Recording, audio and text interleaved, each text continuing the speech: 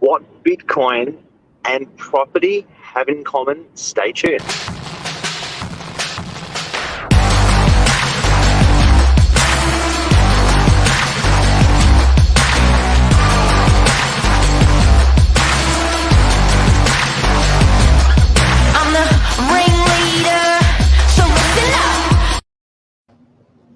Good morning. How I are you? adjusted the camera a bit too much. Yeah, it's like you're gonna get your chest out, do it like a Superman. Yeah, I'm gonna have to move back a bit for you. So, Billy Bob, Billy Boy, Billy Bo. This morning's topic: Bitcoin and property. I got a bit angry yesterday, and I was told that I was berating a client. Yeah. Well, you can get pretty angry, when you're just trying to, not you in general, but when you're just trying to get your point across. It's frustrating. I'm gonna have to move this camera up. It's giving me the. Yeah, go for it. So, guys, this morning, and this was part of the topic yesterday, had I really frustrated about with a client, was where a lot of buyers at the moment are saying, you know what, we'll just wait. And it's like, okay. It's like, we're just going to wait and we're just going to see what happens. Like, okay. And then they go, what do you think? And you go, I don't think it's a good idea. And they go, why? Yeah. And you go, well, if you wait, what do you reckon the property prices are going to do? Well, they could go down. Okay. Or they could go level. Do nothing for a while. Okay. So it means you're getting a better buy than you were 6 months ago? Yeah. I'm getting a better buy than I was 6 months ago. So you'll wait. You'll wait. Yeah, I agree. And I asked you off air, Mark, are you a crypto owner? That's a negative. What about you? No, it kind of scares me actually. I prefer something that I understand, or at least feel like I understand. I feel like if you can see the property you're buying, that's a good start. But you know what? I think you're a different type of animal, right? So, I respect shares and people that invest in the share market. I respect crypto and people that invest in the crypto market, and vice, and same with property. I get it, and I think it's they're all forms of income. The property vehicle is a much slower vehicle. It's a vehicle that banks are prepared to lend on, which says a lot. You know what I mean? So if you want to buy $1 million of property and you got 200,000 of cash, the bank will say, we'll give you 800,000. You generally don't get that flexibility with crypto, nor do you get it with shares. Absolutely. It's very bankable. I think that says a lot. Like you said, I think it does say a lot. Luke's made a great point, and this is sort of where we're going with this, conversation this morning. Imagine if the property market performed like crypto market. That'd be pretty scary. It's the biggest asset in Australia, all over Red Rover. Yeah, absolutely. And I think so. Part of this conversation yesterday that I was also having, and this is going out to people that are wondering what to do at the moment, is at the moment the banks are still willing. People are.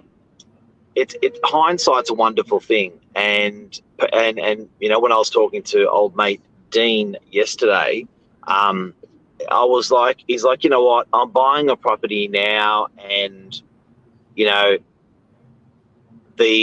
gonna be buying a property for $2.5 million. I'm gonna have to be putting in $1,000 a week. I can afford it. If the interest rates go up, but I don't feel good about it.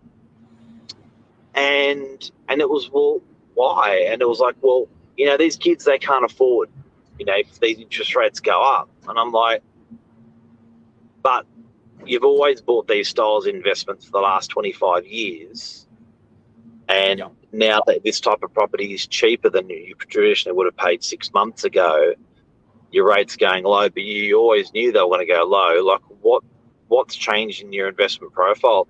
It's amazing that it's weird that people can change their whole way they operate for an in-the-moment feeling. Do you think that's got anything to do with? So we talked a little bit about essential. 2022 is the year for essential buying and selling. Do you think it comes down to what is motivating people to buy this property at, in this time? What's the question again? Sorry. So we talked a lot about 2022 being the year for essential buying and selling. Do you think to really get an understanding of what these buyers are trying to weigh up in their minds is getting to the bottom of why they're buying in the first place? Absolutely. And so in this circumstance, it sounds like it was for his kids, was it, down the line? Look, it was something just, he was buying, he's always accumulated wealth by accumulating property. And every probably 5 or 7 years would make a purchase of something, and that's done very, very well over 25 years. And one of the things I also said was, I said, have a look at how houses have performed, and have a look how units have performed. Very, very different performance. If you look at in our area, like there's probably 10 unit suburbs around us, the units have performed at about 110%, 120%, just at a bit over double in 10 years. That's a 10-year average. But the houses have performed almost 200% or 180, 190%. They've doubled and doubled again. The spread between units and houses has just exploded. It is huge. So either units are going to go up, or houses are going to go down, or houses are going to stay where they are and units are going to climb. But that gap is an unprecedented, massive, massive difference between units and houses now. Massive. Never been bigger, right? I don't think it's ever been bigger than what it is. So it's and then you've got the cost of building, with that as well.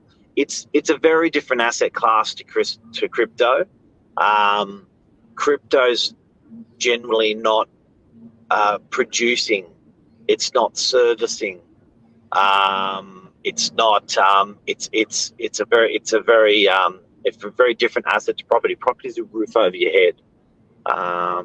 And also the cost of getting in, Billy, to property is enormously expensive with stamp duty, and the cost of getting out is expensive. So it makes it more of a long-term investment. Like on average, to sit on a property for 7 years or 10 years is pretty normal.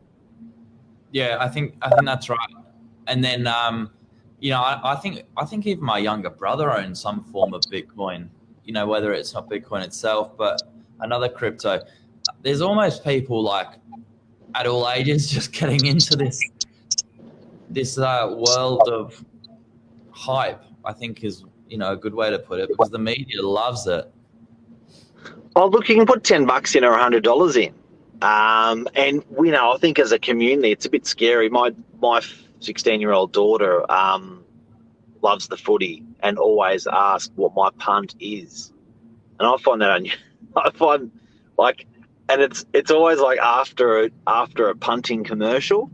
How they have like the betting online. There's the Aussie guy going, mate, what are you going to be betting? I don't know, the commercial. And we're trained to punt a little bit, and definitely you can't punt with property because it's such an enormous and rigorous thing to get into.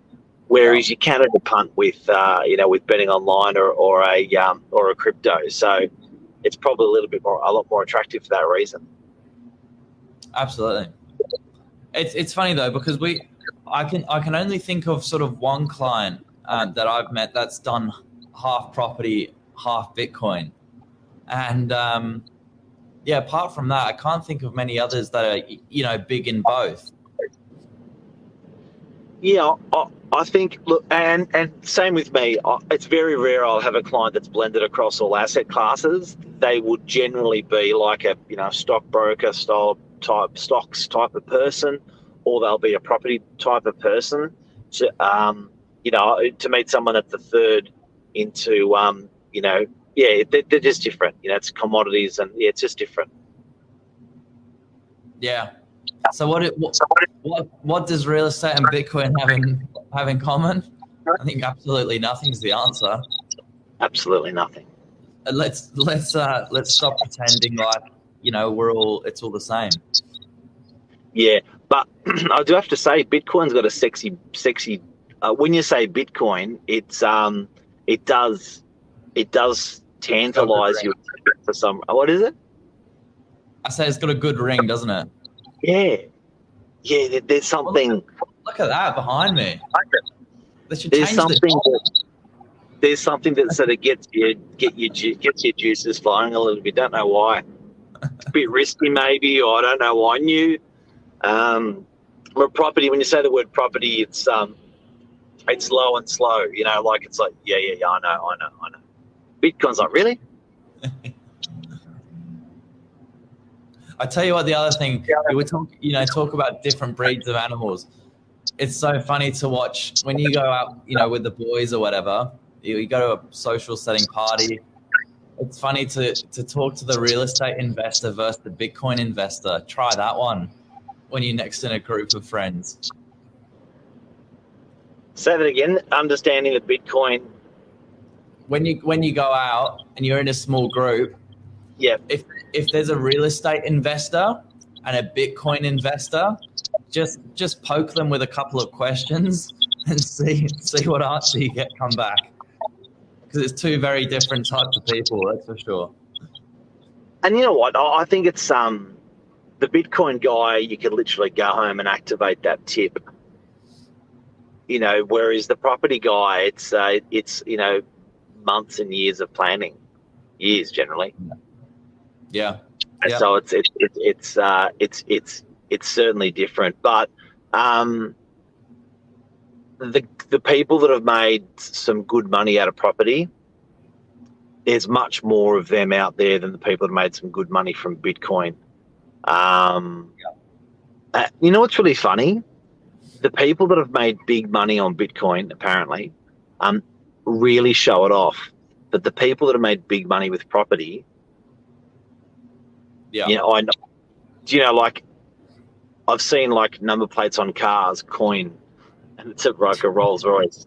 But you never get the like one of my key landlords, with the number plate, landlord. It's true. It's They're true. different personalities. Yeah. The best number plate I've seen for property was Mr. Units. Yes, I owned it. Might have been you. And also I copyrighted Mr. Units. Well, there you go. Trademarked it, and the URL mrunits.com.au and the website, the everything, and then sold it. You are Mr. Units, the original. There you go. You go. I think that's a wrap on the show. That's a wrap. And Bitcoin and property, what they got in common? Absolutely nothing. See you, Billy Bob. Ciao. Bye, everyone. Thanks for watching.